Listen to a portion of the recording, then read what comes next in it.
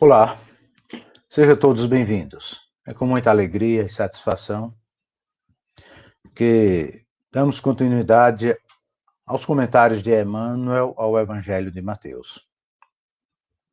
Hoje nós iremos apresentar os comentários 73 a 75 do Evangelho de Mateus, sendo comentado por Emmanuel. Isso encontra-se no primeiro volume, onde Emmanuel comenta o Evangelho segundo Mateus. Hoje nós trataremos de três itens, né? O 73, o 74 e o 75. É o comentário ao capítulo 5 e o versículo 20 do Evangelho de Mateus, onde nos diz: Por isso vos digo que, se a vossa justiça não excede a dos escribas e fariseus, de nenhum modo entrareis no reino dos céus. Dando a continuidade dos vídeos anteriores, onde Jesus fala que não veio destruir a lei ou os profetas. Então, neste versículo, Emmanuel faz três comentários, né? 73, diante da justiça, 74, ante as ofensas, e o 75, que dá sob o título Cristãos. Muito bem, vamos apresentar alguns pontos de informação sobre os escribas e fariseus, que é agora que aparece nos comentários de Emmanuel. Escribas e fariseus era uma combinação que destaca as principais autoridades judaicas daquela época. Aparece 13 vezes nos evangelhos, onde apresenta os atos de Jesus. Aparecem também outros, como os saduceus, né, os essênios, mas neste versículo trata especificamente dos escribas e fariseus. Os escribas, eles eram mestres da lei. Podemos dizer que eram aqueles intelectuais de alto nível para uma época em que Jesus encarnou, para aquela época. Eram mestres, eles copiavam as escrituras, os contratos legais e os registros civis. Eram como se fossem diplomatas e emissários do governo, como nos dirá em 2 Reis. Eram considerados também autoridades religiosas. Os fariseus, eles geralmente vinham do povo comum. Geralmente o escriba não, era de famílias ricas, né, conhecidas. Mas os fariseus vinham geralmente vinham do povo comum. Eram zelosos da fé, principalmente da fé ortodoxa. Mas gradualmente os fariseus foram passando da fé para uma religião constituída de formalidades e cerimônias. Era muito ritualística, podemos hoje aplicarmos aos termos modernos. Pois davam uma posição exagerada às cerimônias e às formalidades. Pois davam muita importância, né, todos esses aparatos. E nisto eles foram criando os mandamentos que não se encontravam no Velho Testamento. Eram criando normas, criando regras, né? Então, ao todos, eles chegaram a criar 613 mandamentos ao todo, sendo 365 negativos e 248 positivos. Né? Negativo não é conhecer muito, né? Não faça isso, não faça aquilo, não faça aquilo, não faça aquilo, tal, e por aí vai, né? Os escribas e os fariseus, nós também devemos aqui compreendermos um detalhe, não eram pessoas ruins, não eram pessoas más, né? Não eram também inimigos da humanidade. Eram pessoas que mantinham um certo padrão elevado, principalmente naquela época, no que concerne à religião.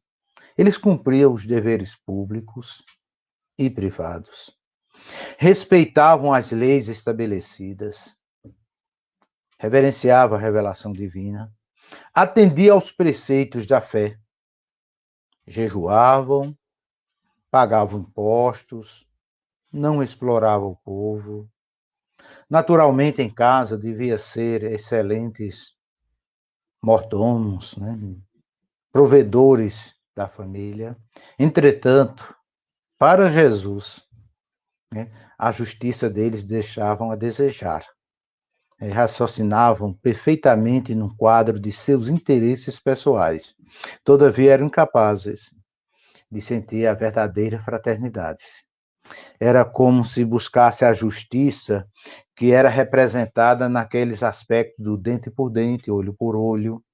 É como muitos são reverenciados hoje, quando diz bandido bom é bandido morto. É aquela justiça, podemos dizer assim, não prestou, corta o mal pela raiz. Era a justiça sem misericórdia, aquela justiça que não vê no outro recuperação e não vê no outro salvação. Então Jesus diz, olha, vamos iniciar aqui com o versículo de Emmanuel, quando nos diz aqui, né? Aqui está pequenininho, porque nós colocamos para caber tudo em um quadro só, né? Diz, por isso vos digo que, se a vossa justiça não exceder a dos escribas e fariseus, de modo nenhum entrareis no reino dos céus. Mateus 5, 20. Portanto, Jesus apresenta para os cristãos, ali no Sermão do Monte, naquela época não existia cristão, né? Mas para os seus seguidores, uma justiça que fosse além dos fariseus, fosse além do dente por dente, olho por olho, pé por pé, mão por mão, uma justiça em que colocasse a misericórdia, porque ele estava falando de uma justiça divina. E essa justiça divina não é a justiça desse mundo material, é a justiça do mundo espiritual. É a justiça em que busca salvar e não somente condenar. É naquelas palavras, quando colocaram a mulher pecadora, quando Jesus disse, olha, eu também não te condeno, vá e não peques mais. É aquela mesma justiça que lá na cruz, quando aqueles que estavam pedindo para o crucificar, e mesmo aqueles que estavam ultrajando ali na cruz com as lanças, furando o lado de Jesus, ele diz, olha, faz a prece, Pai, perdoa-lhes, porque eles não sabem o que fazem. E nós acreditamos que muitos ainda encontram-se nesta situação, não sabem o que fazem. Por esse motivo, eles agem de uma maneira muito irrefletida. Evidentemente que a justiça deve ser feita, a da terra, mas a justiça divina é aquela que vai para o perdão, para a restauração e para a salvação. Continuando aqui no nosso querido mentor Emmanuel, quando eles dizem, olha, se ofensas, pois, caírem-te na mão, compadece-te do agressor e prossegue à frente, dando ao mundo e à vida o melhor que possas. Aos que tombam na estrada, basta o ferimento da queda, e aos que fazem o mal, chega o fogo do remorso, a comburir-lhes o coração. Então, quando Jesus chega apresentando essas normas do reino espiritual, então muitos já começaram a deixar de seguir Jesus. Porque dizia, esse Messias não vai a lugar algum. Porque é aquele que diz, olha, se alguém te obriga a andar 1 milha, anda 2. Se alguém bate numa face, oferece a outra. Se alguém te quer roubar as tuas vestes, dá-lhe também a túnica, e assim por diante. Era Jesus oferecendo além daquilo que normalmente era tido como justiça, o dente por dente, olho por olho. Aí pense bem, né? Quando Jesus disse aqui, né? Se a nossa justiça ela não exceder-se as dos fariseus e dos escribas, que estavam no topo daqueles que eram moralmente naquela época apresentados como um símbolo de honestidade, um símbolo de santificação e de dedicação divina. E muitos nós encontramos ainda hoje, infelizmente, né? Muitas líderes espirituais, não vamos aqui mencionar igrejas, é claro, né?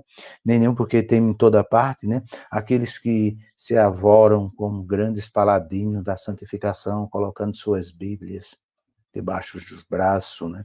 E apresentando toda aquela santidade. Depois explode tantos atos de corrupção, como também atos de malfeitos praticados por muitos que se apresentavam como grandes líderes religiosos e exemplo dos seguidores de Cristo. Ainda encontra-se muito desta maneira apresentando-se em nossa sociedade. Por isso, nós precisamos compreender essa justiça que não parte dos homens, a justiça que parte de Deus. É a justiça do Salvador, é a justiça do restaurador, é a justiça daquele que pega a ovelha que está com a perna quebrada, coloca em seus ombros, deixa-a em lugar seguro e vai cuidar dela. É essa justiça. Continua aqui o nosso querido Emmanuel. A fim de atender à recomendação de Jesus, amai-vos uns aos outros como eu vos amei. Não te colocarás tão somente no lugar do irmão necessitado de socorro material, para que lhe compreendas a indigência com segurança. Situa-te também na posição daqueles que te ofendem, para que lhe percebas a penúria da alma, de modo a que lhe estendas o concurso possível. Aqui, Emmanuel nos chama a uma questão espiritual muito interessante para nós refletirmos, é que todos que agridem, todos que usam desses atos completamente irrefletidos, né? Podemos assim dizer que são pessoas obsidiadas. São espíritos que estão perdidos, estão nas trevas. Né? Para muitos, pode dizer que são os que estão sob as influências, né, das trevas dos espíritos inferiores. Então, nós precisamos pensar também dessa maneira. E ao alguém chegar, nos ofender, é claro que nós também temos as nossas maneiras de defesas, não vamos simplesmente pegar ao pé da letra o que Jesus falou e colocar roxo, colocar isso, evidentemente, temos que compreender estes ensinos, né? Mas saber que ali está um necessitado espiritual, está um desorientado, está um subjugado pelas trevas. Então é compreender e ter misericórdia para com esses que estão em grande necessidade. É como certa vez, né, mencionaram que um grande espírito encarnado que estava no alto, não vou aqui mencionar o nome para dizer que eu estou defendendo esse ou aquele, né, que quando foi assaltado, né, por um ladrão, de repente alguém que veio socorrer, né, então ficou muito bravo e queria pegar, né, aquele assaltante para colocar sob o ferrão da justiça, e assim deve ser, né? A lei deve ser aplicada, mas dentro dos limites legais, né? Ele disse, não, aquele está numa situação muito pior do que eu. Eu estaria numa situação difícil se eu tivesse sido o ladrão, se eu tivesse roubado. Mas aquele que me roubou está numa situação muito crítica. Ele necessita de misericórdia, necessita do perdão espiritual e certamente da correção da justiça dos homens. Mas a justiça de Deus, ela excede. É aquela que vai para o infinito, é aquela que vai para a restauração das almas perdidas. Eis porque Jesus traça aos aprendizes novo padrão de vida. O cristão não surgiu na terra para circunscrever-se à casinhola da personalidade.